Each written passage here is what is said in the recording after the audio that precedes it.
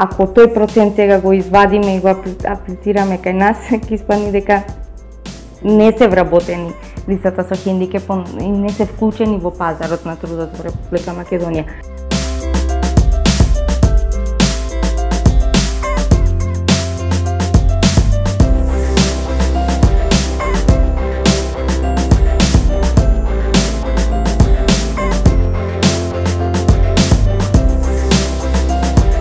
Да им подигнеме одредени вештини кои што не можат да ги стекнат во редовниот живот наш, од причини што образовниот систем се наоѓа во голем колапс, како да кажам, значи не е достапен целосно за нас, нити пак постоечките курсеви кои што се даваат од страна на приватните субјекти се пристапни за лицата со хендикеп.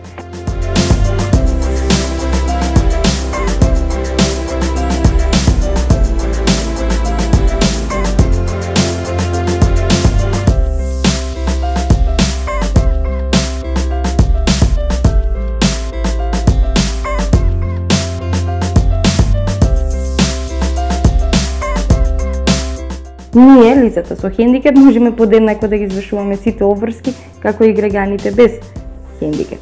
Само проблемот е во немањето на еднакви можности.